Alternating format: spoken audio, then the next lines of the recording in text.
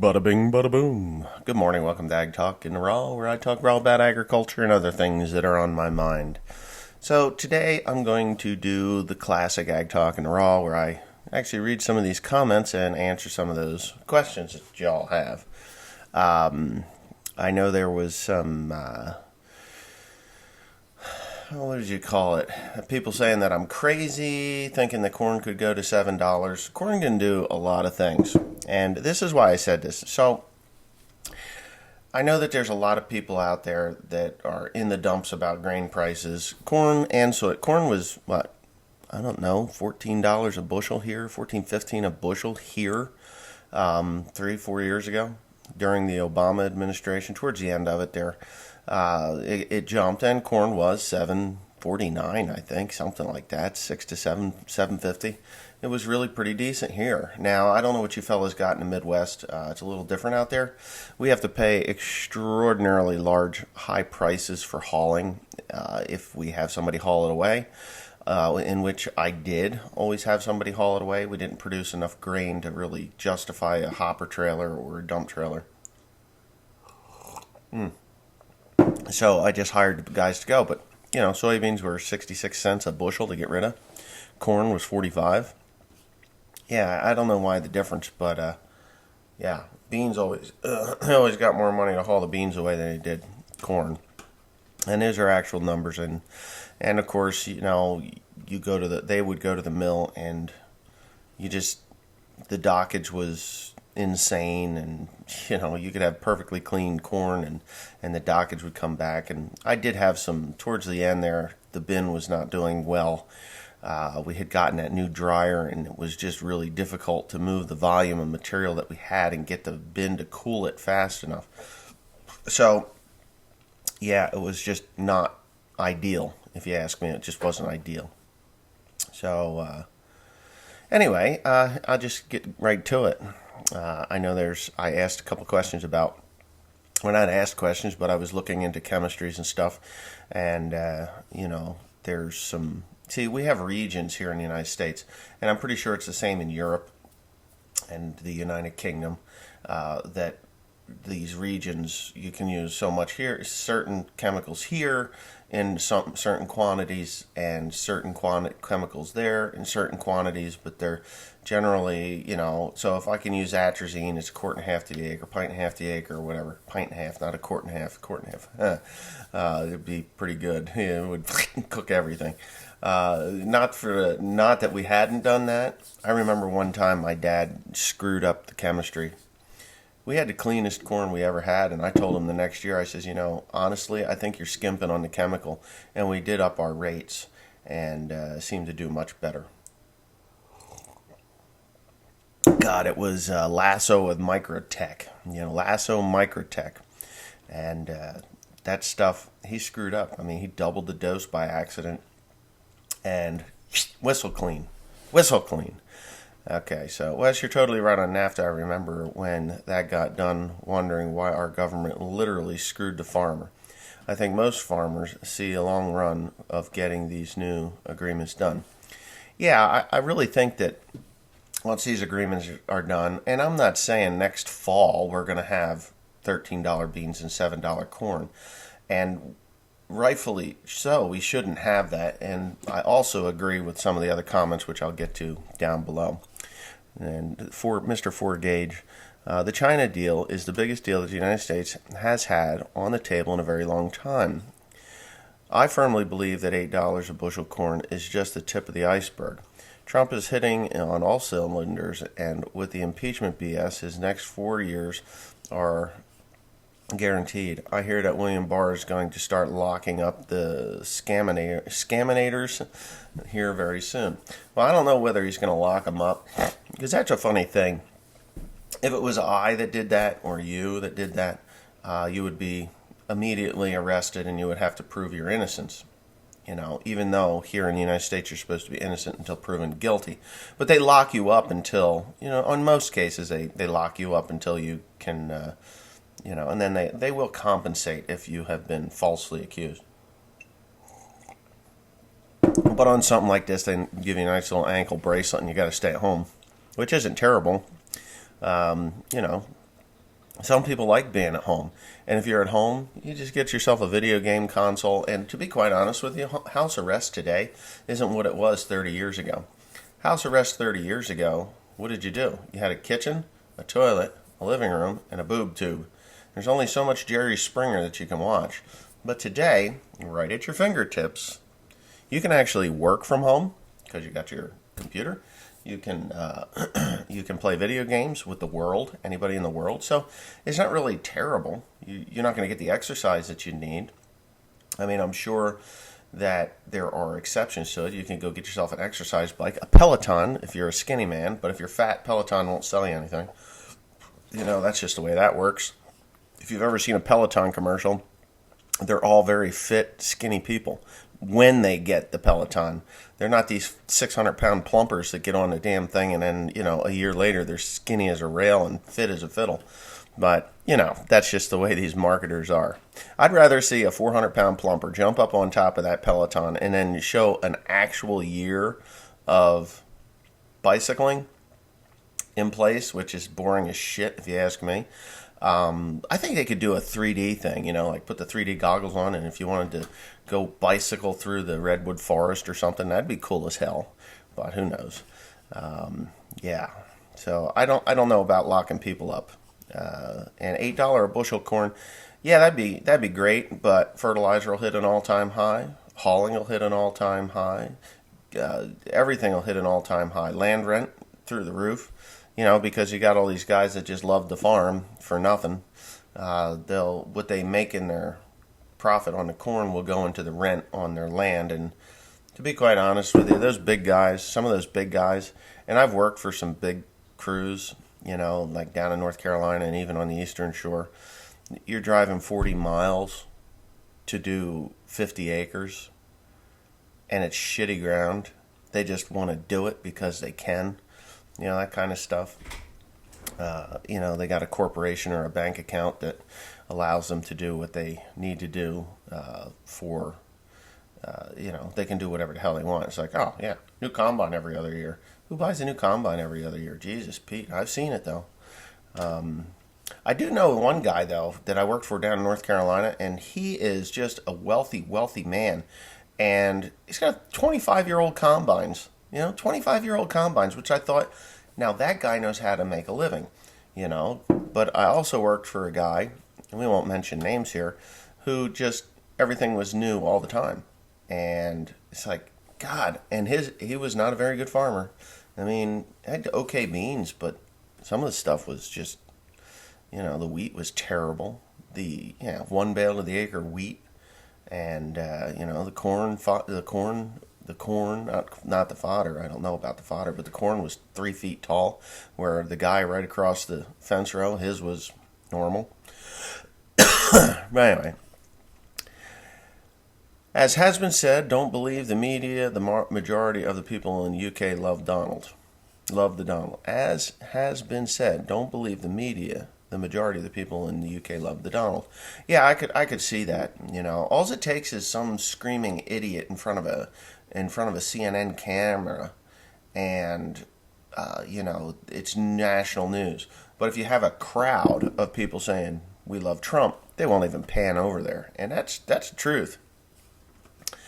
Wes, you need to change your signs to OLF and Sons, LOL. I don't know. What did socialists use before candles? Electricity. That's a good one. We're getting screwed in the beef industry with USMCA. There's a 0% chance for beef. From NAFTA zero, our markets have gone to shit since the repeal of MCOOL by Obama. We are 50% market loss. I got a real good solution for you. And it's hard to say. Go to growing hogs. Go to growing hogs. Hog prices are up, with the swine flu and stuff. And the all this stuff in Asia, they're buying pork like it's a freight train going down the tracks in an uphill, going up the tracks. Get out of beef. If something is not helping you out there, I'm sorry to say, change. It's like insanity to milk cows at $10 a hundred milk, and then 1 month out of 1 year to get $21 a hundred, and they say you got the highest price in history, and then you're right back down to $10 a hundred milk. That's just the way I looked at it when I was milking cows, and it was like, duh, we got to get out of this. So, yeah, it's not hard to go from cattle to hogs. You can even pasture-raised hogs. Pasture-raised hogs are actually nicer hogs. It's better meat, in my opinion. But if you love the cows, just tough it out. It's just like anything in farming.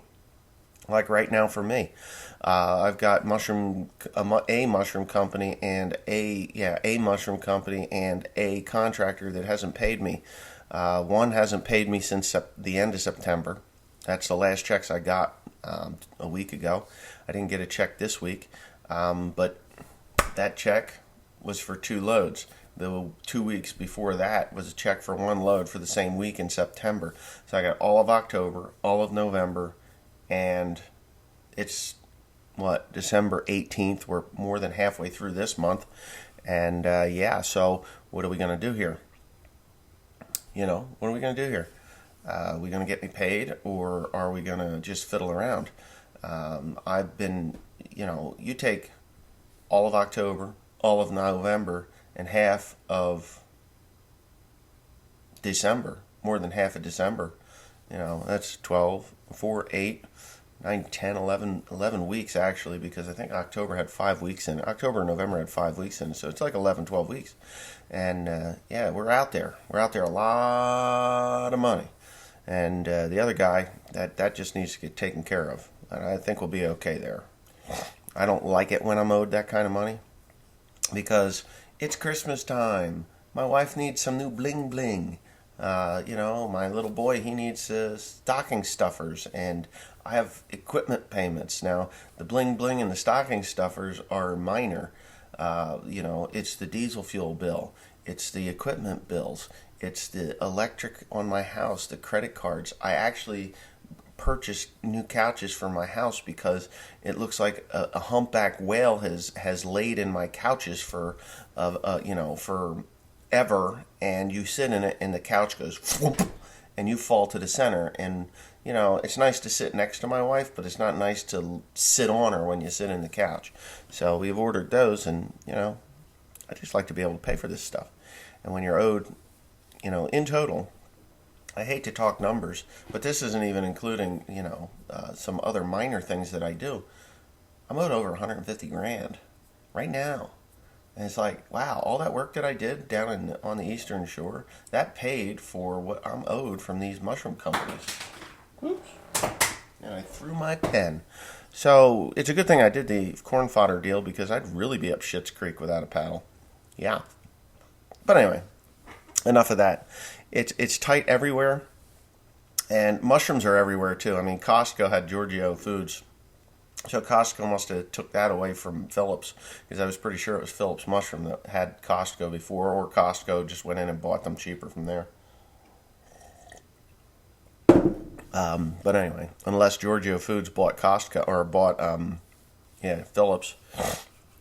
Worst part about Liberty is it sucks on killing grass. If it's been in grass for years, it probably wouldn't be the best choice. Well, when you're using those chemistries, you use something, you start clean before you plant your corn. So Roundup kills grass wonderfully. I mean, it's a real easy burn down, kill it, use a residual, and then anything that comes back up. Liberty's really good on new grass, tender new grass. So yeah, I think we'd be all right. Roundup works beautifully. Yeah, there. I just said the same thing. If you do Roundup, you could always mix a little bit of Status to clean up the broadleaf weeds. I didn't think we will see $7, $8 corn. I'd be happy with $4 or $5. That'd be great, but the worst part is if corn jumps way up, there goes the input costs. Then yeah, and that's exactly what I was saying. So, all right, so you see, China's not buying corn. China's going to buy soybeans, and they're going to buy grain sorghum, milo, sorghum. They have these incredibly large tilapia ponds over there and fish ponds, and that's what they feed their fish, is the sorghum, if I'm correct. I may be wrong, but that's what I heard. So there's actually going to be a market for Milo as well. Yeah. Corn prices were higher under Obama was because of ethanol subside and started under Bush. Well, I agree with that, but yeah, what Bush started, Obama killed. Bush started the ethanol, and it was supposed to be like 50% ethanol by 2018 2018, and then Obama decided to gut it because of opposition from the. Well, I don't know who the opposition was from. I know John Stossel did a really nice "fuck you" kind of a television program, which turned a lot of people off to it and actually shut it down. We should be at 45-50% ethanol. I like burning ethanol, to be quite honest with you. I used to go to ethanol stations. My truck ran cleaner. It had more power. Yes, it burned more fuel, but in dollars per cents, it was the same. It didn't cost me any more. It equaled out in the end, but I liked how it burned. And it smelled nice, too, coming out the exhaust pipe. I don't know. I feel like China built on a bubble that's bound to pop.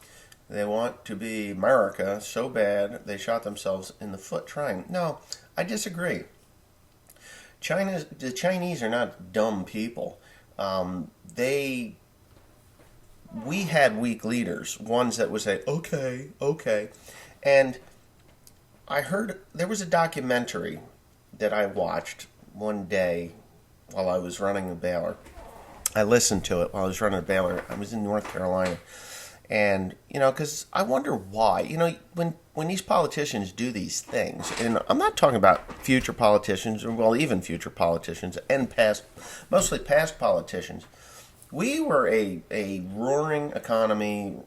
We were basically isolationists up until really World War I. We were isolationists. We didn't come in until the last few months of the war in 1918, and we were done in a very short time. And they claimed that the reason the Germans gave up was because of the Winchester trench gun, which is, not entirely true. They were starving to death, and the will to go on was very limited, because in the beginning of the war, World War I, the Germans had a lot of money. By the end, they were pretty much bankrupt. They were done. They didn't meet their objective as high as possible, as quickly as they liked. As high as possible. I was a little tired this morning. So when we recalled our boys, and brought the dead home, and in Flanders, is it Flanders? I think it's Flanders. There's a cemetery in Flanders, and in that entire huge-ass cemetery, Flanders, Belgium, there's only 2 American soldiers there, and they wonder why they're there, because all the soldiers, U.S. soldiers, went home. They're not buried there, but there's 2 there, which is weird. They said it's weird. Now, why it's weird, I mean, in France, there's American soldiers buried all over, from the invasion. D-Day invasion. So anyway, where was I? Where's it going? Well, I got off on a tangent, and I can't even remember what I was going to talk about. But how did I end up on World War I? Oh, isolationists. Okay, so isolationists. After World War I, we bring all of our dead home, with the exception of these 2, and we slip back into this isolationist society where we are. So Europe in 1939, we knew in 36 that Hitler was rising to power, but by 1939, we were just kind of like, yeah, well, he's just taking back part of the empire, the Austrian-Hungarian Empire, which involved Germany, I guess, and nobody had the money to fight him except for us. Everybody called us for help. Hey, Roosevelt, can you help us? Well, no, we can't. It wasn't that we couldn't. We could have. But politicians don't like rocking the boat if it means jeopardizing their reelection campaigns. So there was the America First movement, which was a keep us isolationists because we don't need to be in the world's business. And to a point, I kind of like that idea. I like having, I like that we have great trade partners in Japan, and now with Boris Johnson being elected, by a landslide. Thank you, the Conservative Party, and enough with the Labor Party. That is a very deceiving name, the Labor Party. They were socialists. They were flat out socialists. I listened to that guy, and I try to stay out of English politics. I have friends in England, but I honestly, I think that your country did yourselves a great thing by electing Boris Johnson. You're tired of your government reaching into your pocket and taking your hard-earned money, and I am too. I mean, I'm tired of our government doing the same thing. It happens, but it happens. So, anyways, after the isolationist thing, after Pearl Harbor, see, they needed a big event in order to enter the war. They knew they did, because if they entered the war, World War II, if they entered the war without a big event, then it would look bad.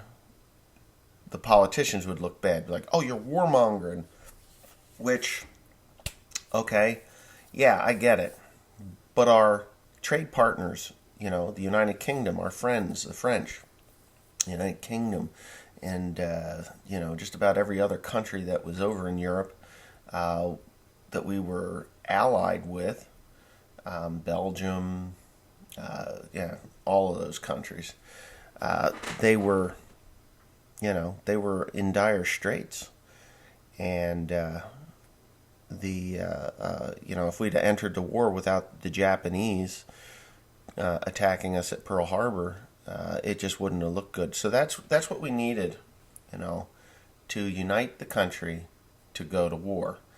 And was it right? Did a lot of people die? And this is what gets me, Oh, he's our ally. They're our allies. In this whole Trump, Russia, not Russia, but Ukraine thing. He held up the aid and 14 people died. Well, how about going back to 1941, 1939, when Poland is getting invaded and millions die, and we could have helped. We could have helped, and we didn't. 1940, you got the Japanese Empire that's been invading since 1895. 1895, the Japanese had been, and yes, we did send mercenaries over to China. The Flying Tigers, you ever hear of those? The Flying Tigers, they fought the Japanese before the war ever even started. So in 1940, the P-40 Warhawk, that's what they ran the P-40s. I think Pappy Boyington was a Flying Tiger before he was the Black Sheep Squadron. And that television show isn't accurate, by the way, either. Pappy Boyington was shot down and was captured by the Japanese early in his, Pacific campaign. The television show was a great show, and I loved it, but it just wasn't quite there. So we've got these demon rats that are claiming that 14 Ukrainians died while the aid was held up, which is a farce, because you see, here's the money that we gave you last year. Here's when it runs out. Here's when it's allocated, and right here is when it was released. But the deadline, or the end of that aid, the money that was there, is way over here yet. They still had time. It was future aid, you morons. So nobody died because of money being held up. And that's what Doug Collins has said. That's what Jim Jordan has said. And it's the truth, because you can go on his public record. You can go on the U.S. websites, and just, if you're a Democrat and you don't believe what I'm saying, you can go research this and find out for yourselves that your party you see, they're all liars. Doesn't matter whether you're on the right side, left side, or dead center in the middle. They're all liars. But you will see that the party on the left there are much bigger liars than the party on the right. They're all liars. Don't get me wrong, they are. It's who's lying the most is what really pisses me off. And you want to know what? And this is the end of this political talk that I'm going to have with you, because it started out as corn and chemical, and now it's turned into this. But okay, so we have Democratic congressmen, senators. Yeah, senators. No, congressmen. Yeah, senators, congressmen, whatever. The Democrat, they're going back to their constituents, and they're having town hall meetings. Hey, dumbfuck Chuck Schumer. Dumbfuck Chuck Schumer. He's going to have a town hall meeting. Nobody shows up. When they do, they're like, you're not doing what we want. Shifty Schiff, he went and got booed off the stage, man. You suck. You should be in jail. And these are the people that he was sent to Washington to work for. If you don't understand why they're there, I could explain this. When I was in first grade, Ronald Reagan was shot, and politics was huge in our classroom, and it was really great. First grade, and I remember this stuff because we were sending jelly beans to Ronald Reagan in 1981. 1980. Shot in 1980. Get well. All those jelly beans had to be thrown away. The president never ate one because they were afraid of poisoning. Honest to Pete. So, we learned about our government and why there are 435 congressmen that go in the House of Representatives, and there are 150. There's 2 per, so there's 100. There's 100, and there's some representatives from our territories as well, if I got that right. But anyway, so there's 100 senators, in the House of Representatives, or 435 in the House of Representatives, 100 in the Senate, and so the 2 senators from each state. I think 1 from a territory. I'm not even sure. I'm not sure about that one. Don't quote me. I can't remember that part of it because, to be quite honest with you, they're mistreated anyway. But these 435 congressmen that sit in the House of Representatives, see, they go by population. And that's why New York and California have so many of these congressmen and women, because the population in those 2 states are like off the charts. Now, you go to Wyoming where there's like two representatives that sit in the House of Representatives from those ginormous states. There's no people there. There's no people there. So there's 52 senators. So as Wyoming drains out, right? So the population of Wyoming and North Dakota deplete, or goes, or these other states, and they migrate, say, to California, or the California population explodes. And once the California population explodes, they redistrict. I'm sure people have heard this. They redistrict and they divide it up, and there's so many people in this area, so we got to have another, we have another congressman there to represent those people and that population. So that's how this works. So when they have these town hall meetings, these congressmen and women are supposed to go to their town hall meetings. People express their concerns, say, hey, you know what? I'm a farmer in Hunterdon County, and, building houses here is getting to be to the point where the farmland is disappearing. I think we should make them, purchase woods where we can't produce food, purchase woods and put houses in the woods. But they won't do that because there's a lot more contractors in this state that will stand up at the same town hall meeting saying, that's too expensive for us, we'll never make any money. And the farmer gets pushed out. So those representatives are supposed to take that, listen to it, and then go to Washington. That's why they're on break, They go to Washington, they stand up on the House floor, and they put in a bill, a law, blah, blah, blah, and then it either passes or gets shot back or tabled or whatever they do, rejected. And then they got to come back to their constituents and say, hey, this didn't work out. What else can we do? And what the people say. And you can write letters to your congressman. You write a letter to your congressman. Say, hey, you know what? We got a pipeline going to go through our property. We really don't want it. And that letter counts as 10,000 people A letter counts as 10,000 people. So, or the opinion of 10,000 people. And they have to take that. So if 1,000 people write a letter, you got a million people represented saying, hey, we really don't want this pipeline to go through our property. So it goes to the forefront of their arguments and what they talk about on the House floor. And that's how they're supposed to do it. So when you got Shifty Shift, you got this broad from Michigan. She's up there, she's like, I'm going to commit political suicide. Well, that's the funny thing. You see, the people that voted the president in had their say in 2016. And at the town hall meetings, they're telling these congressmen and women, we don't want you to vote for this impeachment. We want you to get USMCA. We want you to get our health care lowered, our drug prices, which, drugs are ridiculous anyway. We want this stuff all lowered. We need you to do what we want you to do, not what you want to do to line your pockets. And if you've never noticed, but maybe you have noticed, you could take an average Joe, say myself. Suppose I run for office. I go in there, it's a $250,000 a year job. Of course, I have a staff, and this is all paid for by you, the people. But after a term, you've made some money. Like, you still have that $250,000, even though you're renting an apartment for God knows how much money. You still have to maintain your home that you in your district because you got to live there.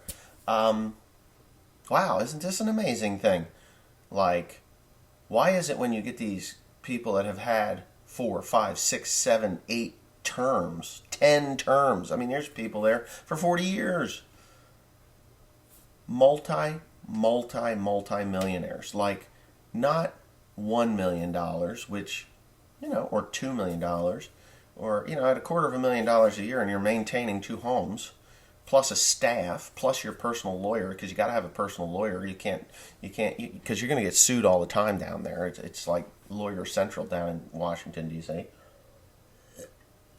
And they still end up with millions upon millions upon millions of dollars. Now, there's a place that they can get those millions of dollars. Hey, campaign contributions. After 5 years, that money's yours. So, and it goes into one account, and then when you go to run for another term, then that's another account, and this account's over here cooking, and suppose there's $3 or $4 million left over from the 2016, but we're now at 2020, so 2016 account is sitting over there, you're drawing interest, and you're drawing an income off of that, and then, well, you're taking the interest off of that if you've won. If you haven't won, then you can draw a salary and the interest. But that gets put to the side, and then now we're going to run for 2020, so there's a new account, and, suppose you win, and that account goes over here, and you're drawing interest off of that one as well with the leftover money, and then after the 5th year, 2016 comes in, so 2021, you're allowed to take that money, put it into your private account, and then put it into the stock market. Thank you, Donald Trump, and you just doubled your money, and that could be part of it. But for the most part, it just seems like it's like, wow, free healthcare for the rest of my freaking life. And all you have to do is be a one-term senator. Wow, isn't that amazing? That happened in 1988 or 89. They voted that one in. Yeah, they voted that one in. Pay raises at will and the free healthcare for the rest of their lives and all kinds of... Oh, yeah, they get an awesome pension, too. Yeah, I think it's the same as what it would be if they were still working at Congress. Maybe it's $100,000 a year, but it's fucking crazy. Anyways, back to corn price. I feel like China, built the bubble. I don't think China's built the bubble. The Chinese are smarter than that. They took our money. It's a communist country, man. It's still communism. It resembles more socialism, but it is still considered communist. But, yes, and with a lot of capitalism involved. So, yeah.